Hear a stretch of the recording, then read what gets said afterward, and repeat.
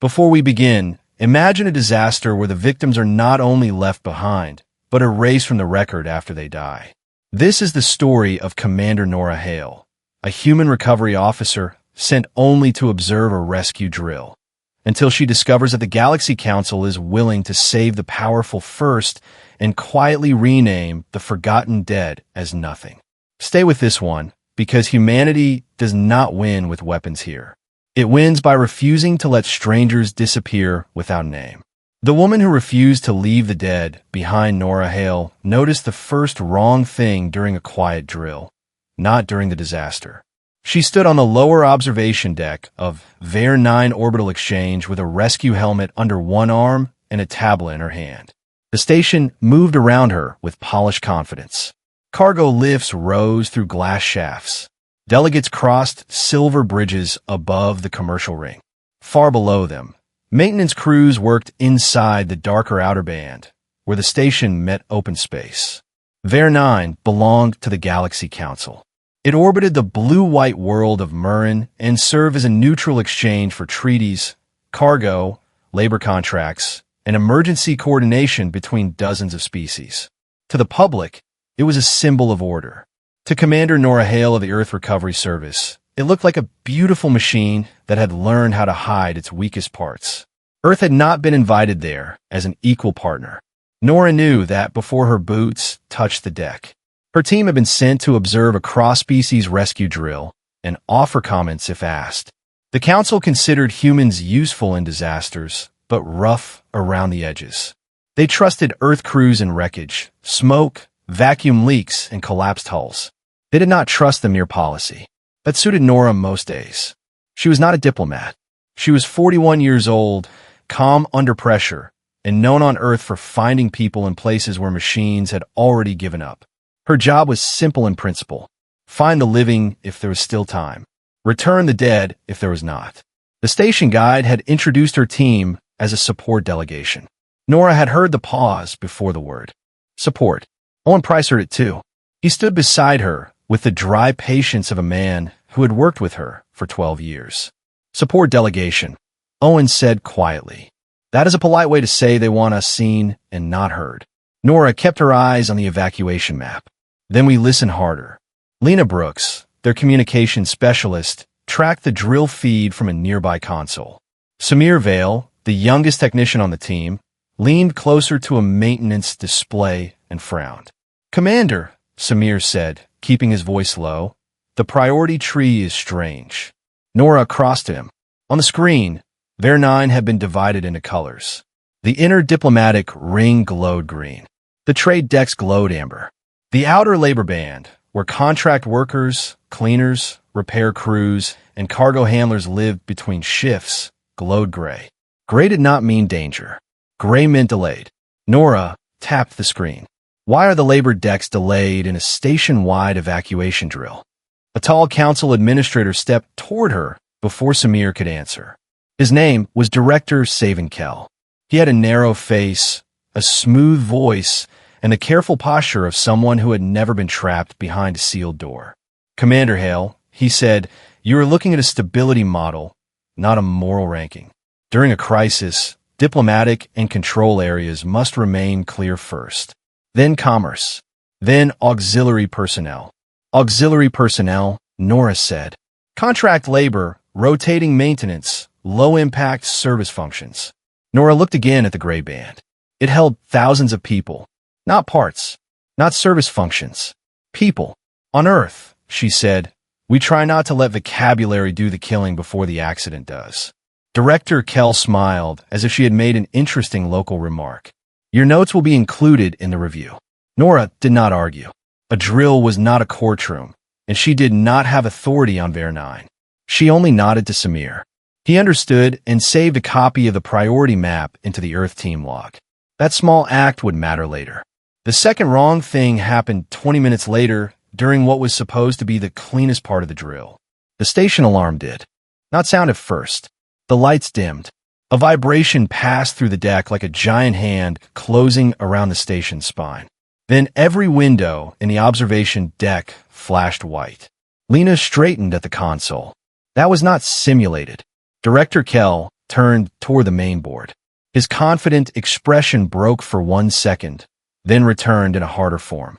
Across the deck, council officers began speaking at once. Translators overlapped. The station map changed color. A line of red opened along the outer labor band. Samir spoke first. Pressure failure in the outer ring. Multiple compartments open to vacuum. Emergency locks are closing. Nora moved before anyone gave her permission. Owen, get our gear. Lena, I need live contact with any open maintenance channel. Samir, keep that map recording. Director Kell raised a hand. Commander, this is under council control. Your team will remain in the observation sector until assigned. Nora looked at the map. The inner rings were already evacuating in orderly columns. The outer band had gone dark in uneven patches. People are trapped in your labor decks, she said. The system is calculating the safest response. The system is sealing them away from the exits. Kell's jaw tightened. To protect the central population. Nora put on her helmet. Then we have different definitions of population. She did not wait for his approval. Earth had a standing emergency clause for immediate life-saving action when human teams were physically present at a multi-species disaster. It was narrow, often resented, and usually ignored by council command. Nora used it anyway. Her team reached the lower access corridor as the station shook again. The polished floors of Veyr-9 ended behind a service hatch, and the outer band began. The lights were dimmer there. The walls were scraped by years of cargo movement, and the air smelled of overheated plastic and cold metal. Lena found a working channel. Voices rushed through it. Some were translated, some were not. Nora heard panic, coughing, prayers, and one clear voice repeating a location marker. Deck 12, Valve Hall 7. We have wounded. The fire door will not release. Please answer. Nora, answer at once. This is Commander Nora Hale, Earth Recovery Service. We hear you. Stay low if you have gravity. Seal fabric over vents if you can. We are coming. The voice went silent for one breath. Then it returned, smaller. Earth? Yes. They told us all official rescue teams were assigned inward. Nora walked faster. Not all of them. The door to Valve Hall 7 had frozen with half its teeth locked into the frame. Owen set a cutter against the hinge while Samir fed him power. Nora watched the pressure gauge drop. How many inside? She asked. Lena listened. At least 18. Maybe more. Owen cut through the final hinge. The door gave way with a scream, and Nora pulled it open with both hands. Inside, workers from 3 species were packed behind overturned supply crates. A Keth nurse in a torn gray uniform had tied pressure cloth around another worker's breathing vents. Her name tag read Mira Solon. Mira looked at Nora's earth patch and then at the open corridor behind her. You came down, Mira said. Can you walk? Nora asked. Some can. Some cannot. There are more behind the west lock. It closed before the alarm reached us. Nora looked down the hall. The west lock led deeper into the damaged band, where red warning lights flashed above the door. Director Kell's voice cut into the team channel. Commander Hale, you are ordered to return to the protected ring. The outer band is now classified as unstable. Nora watched Owen lift an injured worker. She watched Mira try to stand, fail, and force herself upright anyway. We have survivors, Nora said. We are extracting them. You are exceeding authority. Then write it down. The first extraction took 12 minutes. The second took 20. By the time they reached the west lock, the station's public evacuation was nearly complete. The Council Command Net described the outer band as a containment risk. Nora described it as occupied. The west lock would not open from their side. Samir jacked into the panel and went still. Commander, he said, this lock was not sealed by damage. It was sealed by command priority. Nora looked at the line of red across the map. Who sent? It.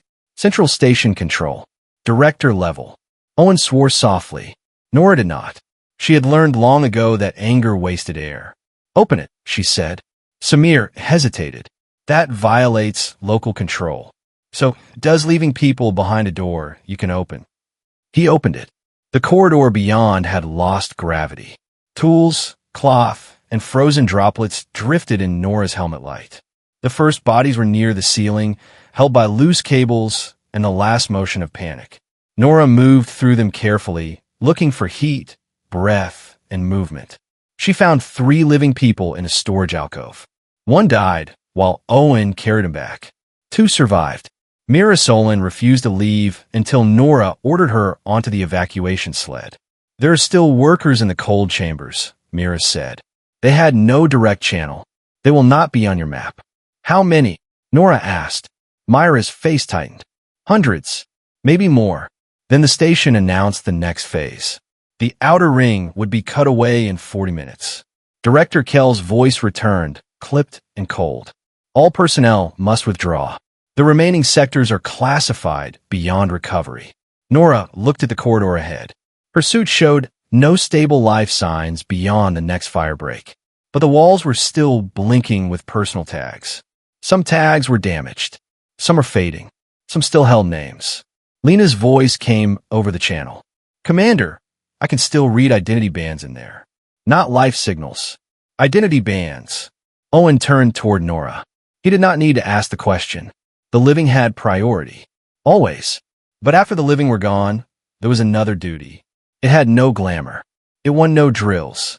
It was the reason Earth recovery crews carried body tags beside rescue splints. A council officer on the channel said, Commander Hale, if no viable survivors remain, your rescue obligation is complete. Nora looked at the names blinking in the dark. Then it is no longer rescue, she said. It is return. She led them in. The cold chambers have been used for labor rotation, storage, and machine access. Their official maps called them auxiliary spaces. In reality, people had slept there between shifts because their contracts did not include quarters closer to the core. Nora saw blankets clipped to pipes, food packets tucked behind conduits, and small personal charms tied to handles. Samir found the first data panel still alive. He connected his scanner and went pale. The central registry is changing their status, he said. Changing how? Nora asked. He turned the display toward her. Names appeared for one moment, then collapsed into a category line. The console displayed a line that read, unassigned biological loss. Nora stared at the words. Say that again, Owen said. Samir's voice was quiet. They had names in the local bands. The central system is stripping them. Once it finishes, the official record will show unidentified biological remains with no claimant. That is impossible, Lena said from the rear channel. The council requires post-disaster identification. For recognized citizens, Samir said, these contracts are flagged low rights, non-voting, temporary, or sponsorless. Nora stepped closer to the panel. A name flickered, then vanished. Pelomur, Dice-Nauden, Isku-Rein. The system erased them so quickly it felt like watching someone wipe fingerprints from glass. Sponsorless, Nora said. They were workers without political protection, Samir said. Nora's face hardened. Save everything. I cannot get all of it, Samir said. The lockout is spreading. Save what you can. Names first. Locations second. Personal effects third. Owen was already marking bodies with Earth tags. He did not speak. Neither did Nora. There was no room for speeches in that corridor. There was only work. They found a message recorder still sealed in a worker's glove. They found a toolkit with 6 names scratched into the handle because the crew shared it across shifts. They found a cluster of Avari workers near a jammed hatch, arranged as if they had tried to push the smallest among them toward vent. Nora photographed the scene, tagged each body, and recorded the position. Her suit timer flashed yellow. 22 minutes until ring separation. Then Mira Solon's voice came through Lena's channel. Weak but urgent.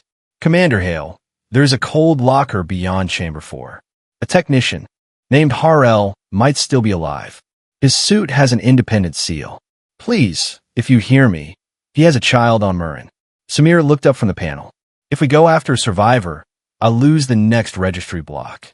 Nora's answer was immediate. Living first. Commander, that block has hundreds of names. Living first, she repeated. Lena, set an auto pull on the registry. Take anything the system lets go. Samir with me. Owen, keep tagging. The cold locker door had buckled. Nora and Samir cut through it with 3 minutes left on their safe margin. Inside, a technician was curled behind a coolant tank. His suit was white with frost.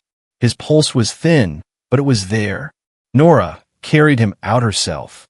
Behind them, the registry block died. Hundreds of names went dark before Lena could save them.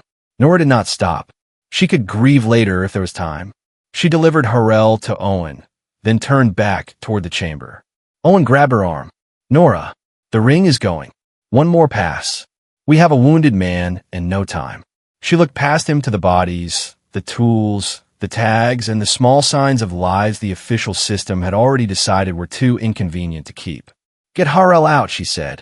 Take Mira and the survivors. Lena, guide them. Samir, stay only if your suit can hold. Samir checked his gauge. It can. Owen did not like it. Nora saw that clearly. He wanted to argue, but he knew the rule as well as she did. No one stayed alone in a dead zone if a partner could still stand. They made one final pass. They did not recover everyone. That truth would stay with Nora. They recovered what they could. Bodies, tox, recorders, names half saved from failing bands. A child's drawing sealed in clear foil. A strip of prayer cloth wound around a wrist. A broken work badge that still showed a face when Samir warmed it against his glove. The outer ring began to separate while they were still in the service spine. The station screamed around them. Not like a person, but like metal forced to admit it was weaker than pressure. The corridor tilted. Gravity returned for 6 brutal seconds, long enough to throw Samir into a wall. Nora caught his harness and dragged him forward as the emergency sled slammed against the hatch. Lena opened it from the other side. Move, she shouted. They crossed the threshold as the blast door came down behind them. Through the small window, the outer band of Veyr-9 detached in a slow, silent arc. It drifted away from the station, carrying everyone they had failed to reach. Nora stood with one hand on the door and counted breaths until she could trust herself to speak. How many names did we save? She asked. Samir, bleeding from the brow inside his helmet, checked the scanner. 462 confirmed. 200 partial. More personal effects than names. And the dead. Owen looked toward the containment sleds behind them. 319 recovered. Mixed species. Some partial remains. All tagged. Nora closed her eyes for 1 second. Then we keep them safe, she said. For the first few hours, the galaxy called her brave. Veyr-9's surviving feeds showed Earth crews carrying the injured from the outer band. Mira Solon gave a trembling statement from a medical bay and said the humans came when the official doors would not open. Families across Murren and beyond sent messages asking whether Earth had records of missing relatives. Even some council commentators praised Nora Hale as proof that humanity's stubbornness had a place in multi-species emergency work. Nora did not watch the praise. She was in a temporary recovery bay, standing beside rows of sealed stasis cases and evidence crates. Each case had an Earth tag and a temporary number. Each number bothered her. Numbers were useful. They were not enough. She and Samir worked through the night. They matched tool marks to workers. They matched last messages to personal bands. Lena built a privacy wall so families could confirm details without the council taking the raw data first. Owen supervised medical transfer for the living and sat down only when Nora ordered him to. By morning, the tone changed. The first accusation came from a council legal bulletin. It stated that Earth personnel had removed the dead of sovereign species from a protected disaster zone without proper ritual clearance. The second came from Director Savin Kell. He announced that unauthorized human interference had contaminated the investigation. The third came from High Registrar Tolan Vek, whose office oversaw disaster identity records across council space. Tolan Vek did not raise his voice. He did not need to. Earth's conduct at Veyr-9 raises severe questions, he said on the public feed. Were remains removed for humanitarian purposes, or were they removed to secure biological, political, and diplomatic leverage? The Galaxy Council will not allow grief to be weaponized. The clip of Nora's team pulling bodies through a corridor played again and again. It did not show the locked doors. It did not show the registry erasing names. It did not show Nora carrying Harel from the cold locker. It showed only human hands on alien dead. Within hours, praise became suspicion. Mira Solon tried to defend Nora, but her statement was buried under louder voices.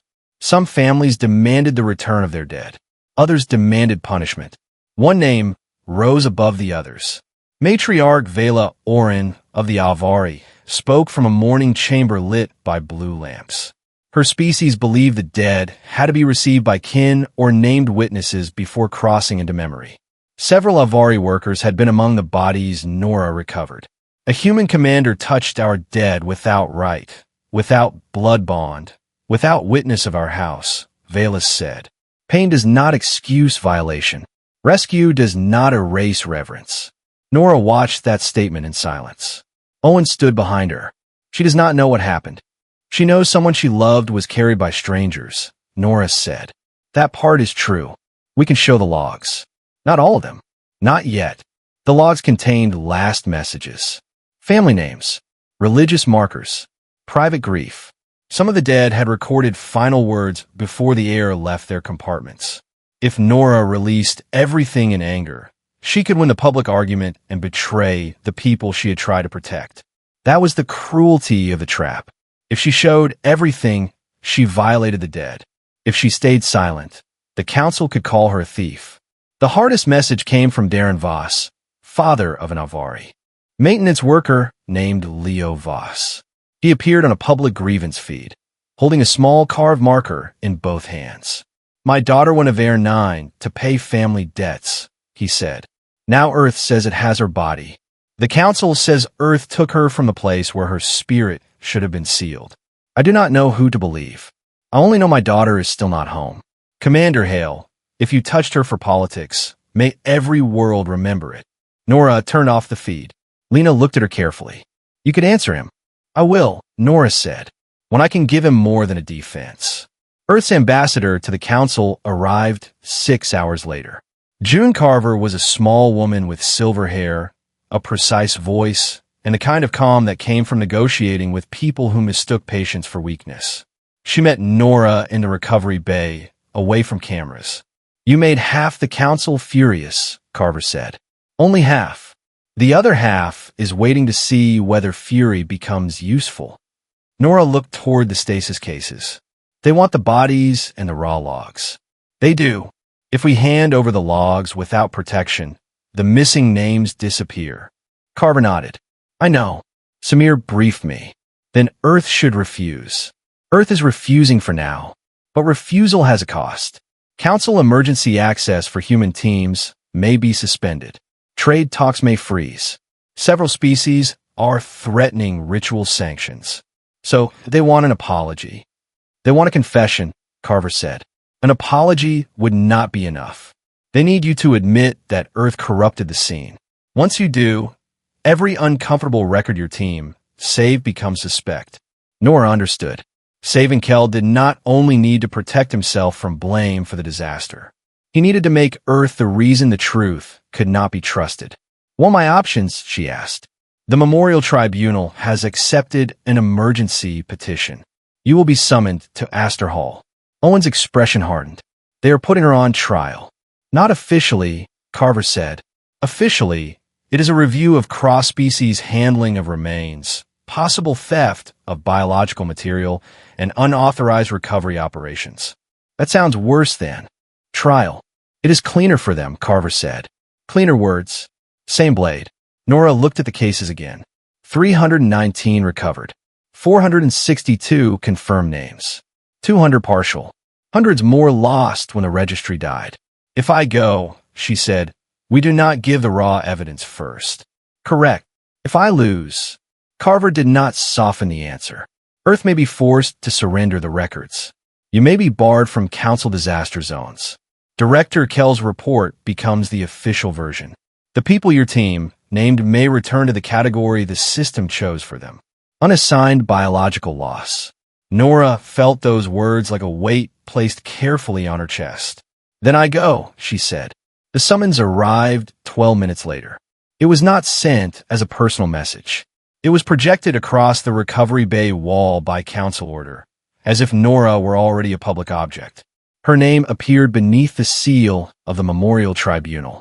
So did the charges, each one phrased in words clean enough to hide their teeth. Unauthorized entry into council disaster space. Improper handling of cross-species remains. Removal of protected biological material. Interference with council identity procedure. Possible use of the dead for diplomatic coercion.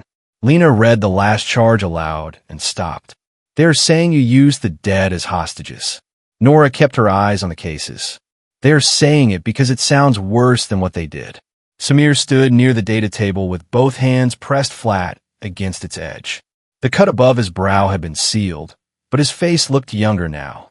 It was the quiet fear that came after danger, not before it. "Commander," he said, "there's another problem. The registry files we saved are incomplete. If they challenge the handling records hard enough, they can claim the missing portions prove tampering." "Do we have timestamps?" Nora asked. "Yes. Local band time, suit time, station time, and Lena's channel logs. Then they can claim confusion, not tampering. Confusion is survivable. Tampering is what they need." Carver watched Nora with a measured expression. "You have done this before. Been accused. Been forced to defend the dead against the living." Nora did not answer at once. She looked at a sealed case near the second row. The temporary label read Victim 174. A partial Avari pattern had been found on the sleeve. No confirmed name yet. On Earth, after the Lagos Tower collapse, families waited weeks because the building owner falsified occupancy records, she said. After the Andes shuttle fire, the carrier tried to list undocumented cleaners as cargo contractors so compensation would not trigger. After the Pacific elevator fall, one company claimed 3 bodies were outside the work zone because their badges expired during the emergency. Different places. Same habit. When systems panic, they protect themselves first. Carver's gaze sharpened. That is exactly why they are afraid of you. You do not see Veyr-9 as an alien scandal. You see it as a pattern. "It is a pattern," Nora said. "The dead do not become less real because the paperwork finds a polite word for them." Owen entered then, against medical advice, with one arm braced and a hard look on his face. He had changed out his damaged suit, but not out of his anger. "Medical says I am fine," he said before anyone asked. Lena looked at the brace. "Medical is becoming very generous. I told them I work for Nora. They adjusted expectations." Nora almost smiled. Almost. Owen moved closer and lowered his voice. "There are council officers outside the bay asking for access to the cases. They have an order from Kel's office." Carver turned. "Kel no longer has authority over Earth custody. They say the remains are not in Earth custody. They say Earth is unlawfully holding them." Nora walked to the bay entrance before anyone could stop her.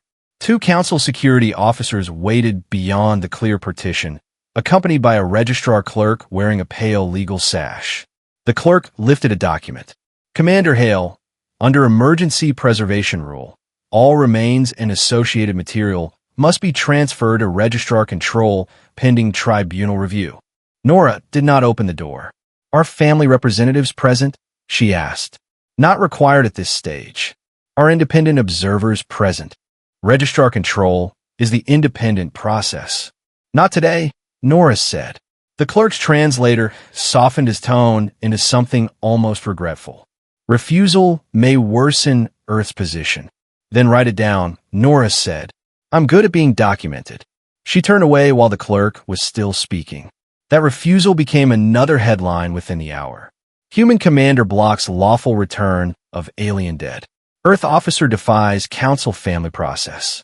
Recovery team or evidence thieves. Nora made herself red enough to understand the shape of the attack, then stopped. Anger was easy. Work was harder and more useful. She gathered her team around the recovery table. Carver stayed, but did not take over. Nora appreciated that. This was not yet a diplomatic problem with a recovery detail. It was a recovery problem being dragged into diplomacy. "We build the cleanest file we can," Nora said. "Every case, every tag, every timestamp. No guesses, no dramatic language. If a name is confirmed, we mark confirmed. If partial, partial. If unknown, unknown. No one becomes more certain because we want to win. Samir nodded. What about the erased registry fields? We show the sequence only when we can tie it to local identity evidence. If we cannot tie it, we hold it back. That leaves gaps. Truth has gaps, Nora said. Lies pretend they do not. For the next several hours, the recovery bay became the only honest place left on Veyr-9. Lena built a family access queue. Samir cleaned corrupted fragments without altering metadata. Owen supervised physical transfers and checked seals with one good arm. Carver coordinated with Earth legal staff and quietly found allies among smaller delegations that had lost workers in the outer band. Mira Solon asked to help, though she could barely stand. Nora refused twice. Mira returned a third time with a list of names written from memory on a medical cloth. These are people from my shift, Mira said. Some will not be in your save files. Some may be in the cases. Some may still be in the ring. I know memory is not proof, but it is a start. Nora accepted the cloth with care. Memory is often where proof begins. Mira looked toward the cases. They called us temporary personnel. But Veyr-9 had no temporary hunger, no temporary rent, no temporary grief. We live there, some of us longer than the delegates who walked above us. Why were so many sponsorless? Carver asked gently. Myra's mouth tightened. Because sponsorship costs money. A sponsor gives you rights, but also control. Workers take low-rights contracts to send more pay home. The council says it is choice. Sometimes choice is just a door with hunger behind it. Nora wrote that down. Not for the tribunal yet. For herself. For the shape of the truth. Near the end of the work cycle, Darren Voss sent a private request through the family queue. He did not ask to speak to Nora. He asked whether Earth had found any item belonging to an Avari apprentice with a carved river mark. Samir searched the partial files. The match appeared in case 198. A young Avari female. The body had been found near hatch 12. The left sleeve contained a small carve marker, wrapped in heat cloth. Name uncertain. Nora stared at the file longer than necessary. She could not confirm the name without family pattern review. She could not send the item without tribunal clearance. She could not tell Darren Voss enough to ease him without giving Tolan Vec a procedural weapon. So, she sent the only honest answer available. Earth Recovery has found an item matching that description. Identity is not yet confirmed. I will not claim certainty before the right allows it. I will protect the item until proper witness review. Darren's reply came 15 minutes later. If that is my daughter's marker, then you have touched what I should have received. Do not make me grateful before I am allowed to grieve. Nora read the message twice. Then she saved it in the file, not as evidence against him, but as evidence of what this had cost people who had never chosen politics. The night before the tribunal, Carver found Nora alone beside the partial cases. You should sleep, the ambassador said. So should you. I negotiate better tired. People underestimate me. I testify worse tired, Nora said. But I do not think sleep will fix that. Carver stood beside her. For a while neither spoke. Beyond the clear bay wall, Veyr-9's inner ring had resumed partial operation. Cleaners replaced cracked panels. Delegates moved along secure corridors. The station was already trying to look unbroken. They will try to make you angry, Carver said. If you sound angry, they will call you unstable. If you sound cold, they will call you inhuman. If you show grief, they will call it performance. So I should be what? Exact. Nora nodded slowly. I can do exact. And Nora, Carver said, softer now, there may be a moment when defending yourself and defending the dead are not the same move. Choose the dead. I can defend Earth. You can defend what Earth did. Nora looked at the rows of cases. That was always the job, she said. Before dawn, Lena brought her one last recording. You need to hear this before the tribunal, Lena said. The file was badly damaged, recovered from a shared corridor recorder in Chamber 4. Most of it was static. Then came voices. Several workers trying to keep count. Someone asking whether the central doors would open. Someone else saying the inner ring had cleared. Then a young Avari voice came through, steady despite fear. If anyone finds this, tell my father I kept the river mark. Tell him I was not alone. The recording broke into noise. Nora did not ask whose voice it was. She knew.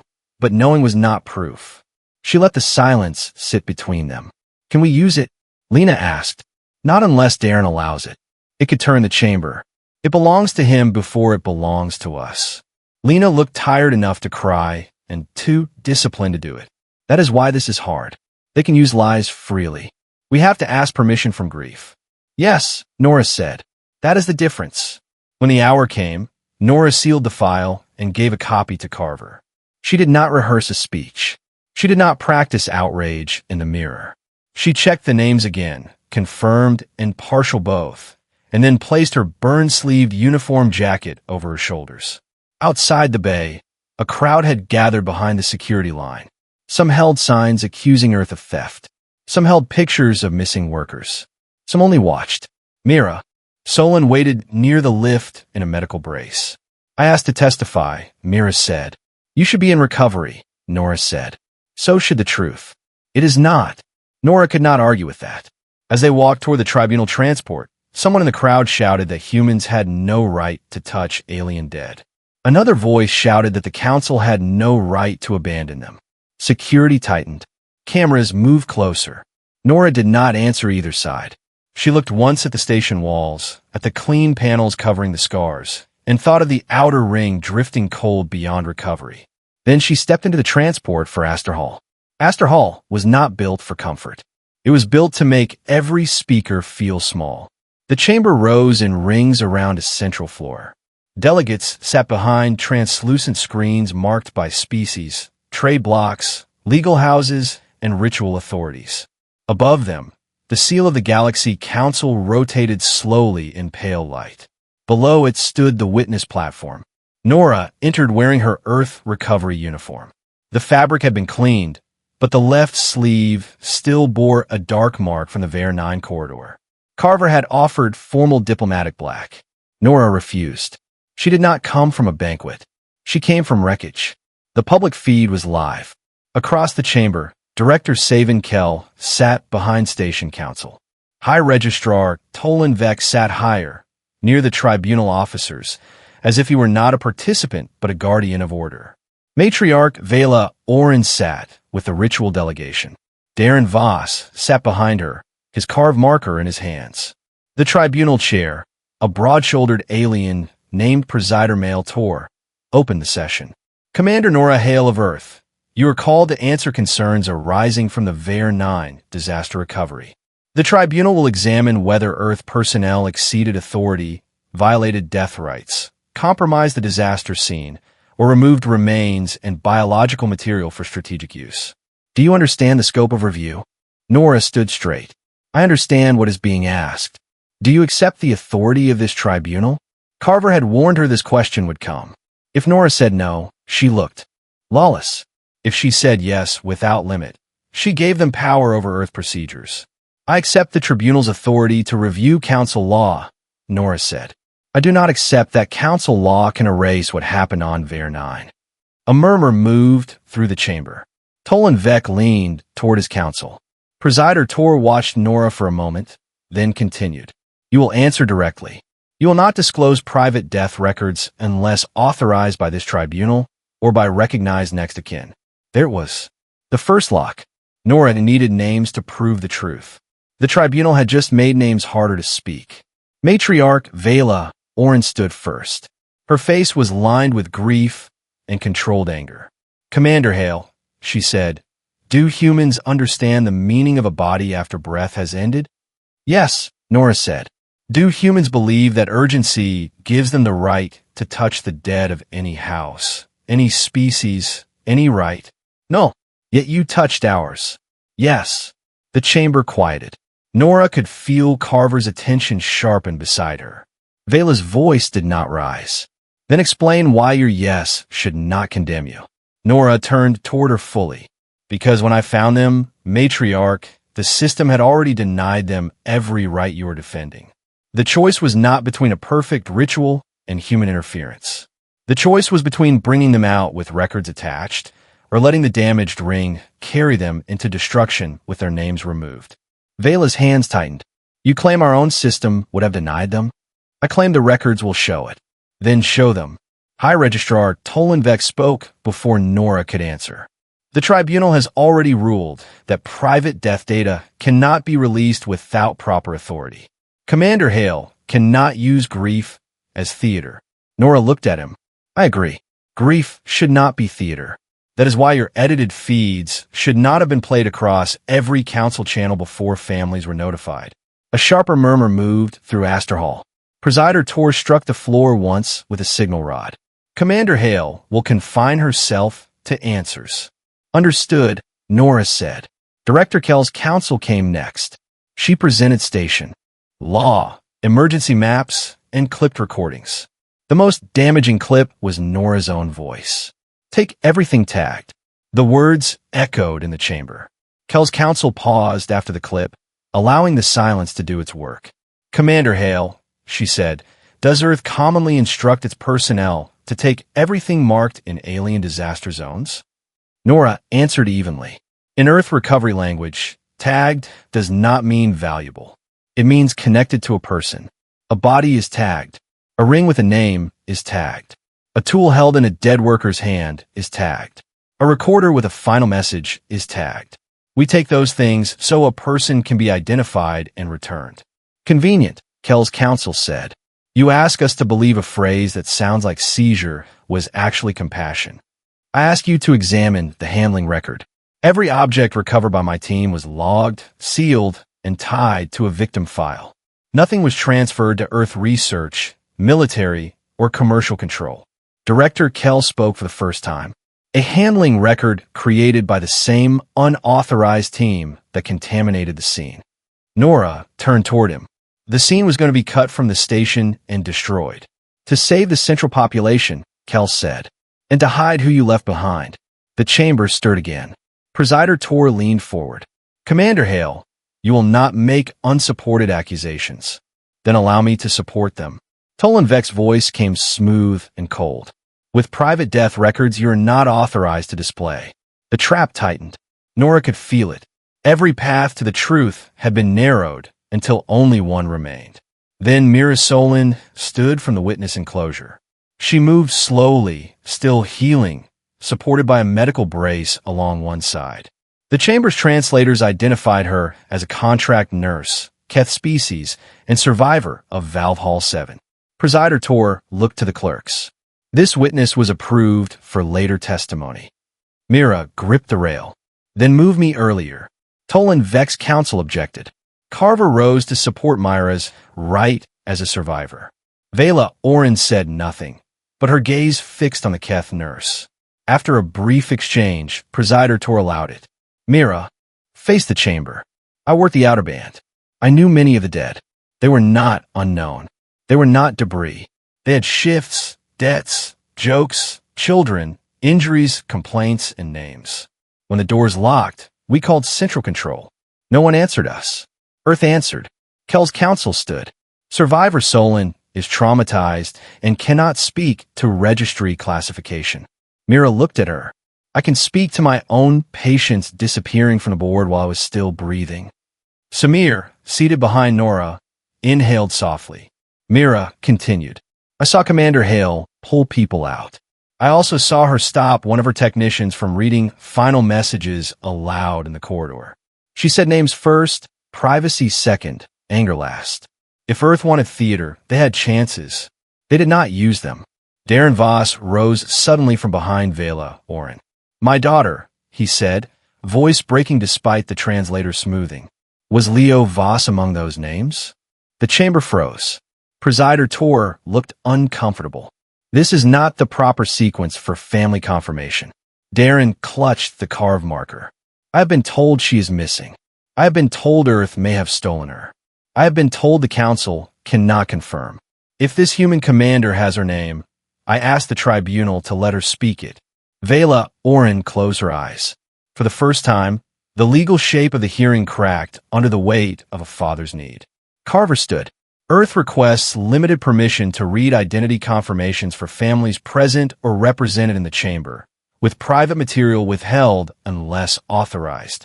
Tolenvek objected at once.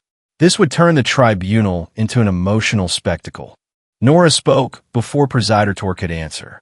No, It would turn the dead back into people. That is what this hearing has avoided since it began. Presider Tor sat still for a long moment. Then he gave a single nod. Limited permission granted. Names, locations, and non-private identifiers only. Nora opened the Earth recovery file. She did not begin with a speech. She began with a name. Leo Voss, she said. Avari. Maintenance apprentice, outer band, chamber 4. Found near hatch 12 with a carved marker tied inside her left sleeve. Recovered by Earth team before ring separation. Identity confirmed by work badge and personal band. Darren Voss made a sound that was not quite grief and not quite relief. Veyr-9 bowed her head. Nora continued. Pelomur. Kit. Valve support. Found in cold chamber access. Identity confirmed by medical patch and local registry band. A small group in the upper ring began to weep quietly. Jace Naren. Tovan. Kadavoro Dashchin. Found beside pressure brace 7. Identity confirmed by shared tool etching and partial voice record. She read the names in the order they had been found. Not by species. Not by rank. Not by who it sponsors. The order mattered. It said that in the wreckage, no title had made anyone more dead or more worthy. After the 12th name, Samir sent the tribunal display a split record. On one side was the local identity band from a body. On the other was the council's central registry. The name appeared on the local band. Then the central registry stripped it away. The console displayed the same category Nora had seen in the cold chamber. It read unassigned biological loss. The chamber went very quiet. Nora let the silence hold. Then she said, "This was not one error." Samir advanced the next file. Another name vanished. Then another. Then another. Nora kept her voice steady. These changes occurred after life signs ended, while local identity bands still held names. The system had enough information to preserve identity. It chose not to. Tolenvek stood. Automated disaster compression can produce temporary classification artifacts. Nora looked at him. Temporary? In a mass casualty situation, the system must reduce uncertainty. By removing names? By preventing false claims, ritual conflicts, and compensation chaos. There it was. Not a full confession. Not enough for a courtroom on Earth, but enough for the chamber. Enough for every family listening. Enough for every worker in every council station who had ever suspected that their life would be counted differently when the doors closed. Nora turned to Director Kell, who authorized the outer band lock. Kell's face had lost color. Emergency. Containment was automatic. Samir placed the command log on the display. Nora did not need to explain it for long. The command carried Kell's station authority. You locked the passage from the labor band to protect central flow, Nora said. That is the decision you will defend. But the registry changes continued after the lock. After the deaths. After recovery began. Who ordered those names downgraded? Kell looked toward Tolenvek. Tolen did not look back. Nora saw the small betrayal pass between them. So did the chamber. Tolen spoke carefully. The registrar system operates under council law. Sponsorless and low-rights contract personnel require verification before ceremonial or compensation obligation can be assigned. They had verification, Nora said.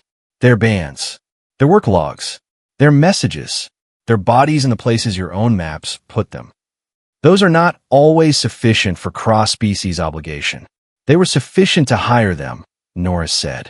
Sufficient to charge them for quarters. Sufficient to assign them to dangerous maintenance. Sufficient to lock them behind a door. But not sufficient to remember them after they died. No one spoke over that. Nora looked across Astor Hall. Not only at the delegates now, but at the families, the workers, the survivors, and the smaller species whose seats were high and far from the center. Earth did not steal your dead, she said. Earth kept your council from losing them on purpose. Veyr-9 stood. Her voice was different now. Not softer, clearer. Presider, the Avari delegation withdraws its charge of ritual theft until the full identity record is reviewed. We request immediate access to all names recovered by Earth under family supervision, not registrar control. Darren Voss rose beside her. And I request my daughter's return from Earth custody to Avari right, with Commander Hale recognized as the witness who preserved her name. Across the chamber, other delegations began to signal. KEF labor unions, Tovin service houses, small world representatives who had long resented council sponsor law. The public feed surged so quickly that Presider Tor ordered a delay to verify remote petitions. Carver used that moment with perfect timing. She stepped forward beside Nora.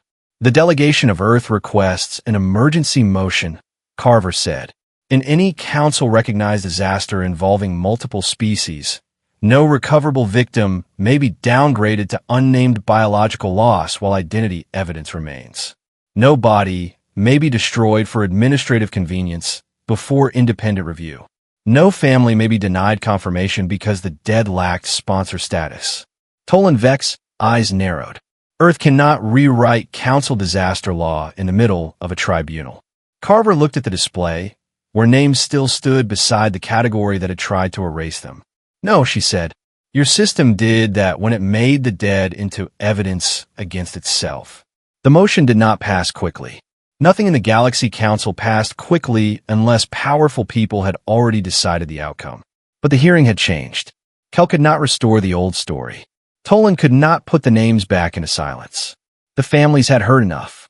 The workers had heard enough. The public had heard enough. By the end of the session, Presider Tor announced 3 immediate actions. Director Savin Kell was suspended pending an independent inquiry into the Veyr-9 locks and registry changes. High Registrar Tolan Vek's office was ordered to preserve all disaster classification logs under external review. Most important, the Council accepted emergency consideration of a new rule under Earth sponsorship and multi-species family petition. The name came from Mira Solon. She called it the No One Unnamed Accord. It was simple enough for every worker to understand and hard enough for every government to resent. It required that every recoverable victim in a council-recognized disaster be preserved as a named person whenever identity evidence remained.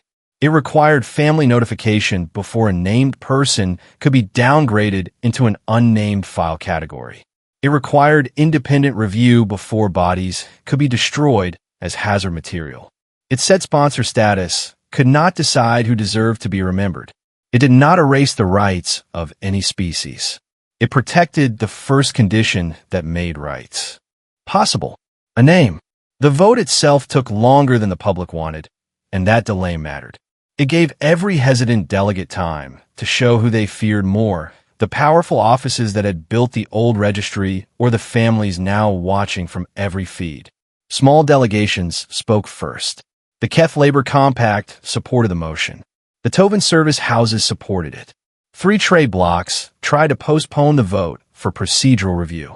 Carver forced them to state whether delay would allow any further downgrading of Veyr-9 victims. None of them wanted that answer on record. Tolan Vek made one final attempt to narrow the accord. He proposed that the rule apply only to recognized citizens with active sponsors. The chamber understood him now. That was the old door with a new sign. Nora asked for permission to answer. Presider Tor allowed one statement. She did not look at Tolan first. She looked at the upper rings, where the smaller delegations sat far from the center. If this accord protects only the people already protected by power, she said, then it is not a reform. It is decoration. The workers at Veyr-9 did not lack names. They lacked leverage. The next disaster will not ask whether a person had a sponsor before it takes the air from their room. Your registry should not ask that question afterward. No one applauded. Astor Hall was not that kind of place. But several delegates who had been waiting changed their signals within the next minute. Presider Tor read the amended language slowly, as if the chamber needed to feel the weight of each clause. Every recoverable victim. Any surviving identity evidence. Family notice before downgrade. Independent review before destruction. Cross-species right protected after identification, not used as an excuse to erase it. When the final count appeared, the accord had passed by a margin wide enough to bind emergency law, but narrow enough to prove how hard the old system had fought. Nora did not feel triumph. She felt the absence of one future harm. That was smaller than justice, but still worth standing for. The hearing had ended, But the real work of returning names had only begun. Families flooded the tribunal channel with requests. Some asked for names. Some asked for silence until private rites could begin. Some asked whether Earth had touched their dead with clean hands. Nora answered the questions she could and refused to rush the ones she could not. The council had moved too quickly to erase. Earth would not move too quickly to claim certainty. A temporary review board took custody of the Veyr-9 files with Earth observers present. That condition mattered to Carver, and Nora saw why. Without witnesses, a reform could become a plaque on a wall, and nothing more. With witnesses, it became a tool that tired people could use when the next door closed. Director Kell was escorted from the chamber by his own station guards. He did not look at Nora. Toll and Vec remained seated after the session ended, speaking quietly to legal aides, already building the language of survival. Nora knew men like him rarely vanished. They changed titles. They blamed process. They waited for outrage to cool. That knowledge kept the ending from feeling easy. Mira Solon stopped Nora near the witness exit. The Keth nurse looked exhausted, but her eyes were clear. "They will say Earth used us," Mira said. "Some will. They will say you turned grief into law." "Maybe." Mira touched the medical brace at her side. "Good. Grief should become something where the powerful just wait for it to pass." Nora had no answer better than a nod. Darren Voss did not approach her then. He was surrounded by Alvari kin and tribunal aides, tried to arrange the first private confirmation under the new rule. Nora was glad he did not come. She did not want forgiveness offered too quickly. Fast forgiveness often served the person who needed to move on, not the person who had been hurt. Carver joined Nora at the edge of the chamber as the public feed closed. "You understand they will dislike Earth more after this," the ambassador said. "Because we embarrassed them? Because you made embarrassment useful to the weak. That is more dangerous." Nora watched workers from the outer band gather near Mira, some still in medical wraps, some holding lists of missing friends. They were not cheering either. They were counting. "Then they can dislike us," Nora said. Carver's mouth curved very slightly. "That is not an official diplomatic position. It is a recovery position. I will translate it into something less honest." Earth did not cheer in the chamber. Carver did not smile for the cameras. Nora only closed the file and let her hands rest on the tablet until they stopped shaking. Before she left, Nora asked the tribunal clerk for one more administrative note. It was not dramatic enough for the feeds, and that made it important. She requested that every temporary Earth tag remain linked to the final council record. No family should ever have to prove again that a recovered person had passed through human hands with care, not theft. The clerk hesitated until Presider Tor approved it. The note became part of the official file. For Nora, that small addition mattered as much as any speech. A name could be erased by policy, but it could also be protected by stubborn paperwork. Earth had learned that lesson in collapsed mines, flooded cities, broken aircraft, and stations that fell silent above strange worlds. Memory needed compassion, but also needed records no frightened official could quietly delete. After the session, Nora returned to the temporary holding bay where the dead of Veyr-9 waited under clean light. The bay was quieter than Astor Hall. No public feed. No tribunal screens. No polished accusations. Just sealed cases, identity lamps, and the low hum of preservation fields. Nora walked the rows with Lena and Samir, checking transfers. Owen had been ordered to medical rest and had disobeyed only enough to send her a message saying he was proud and angry in equal measure.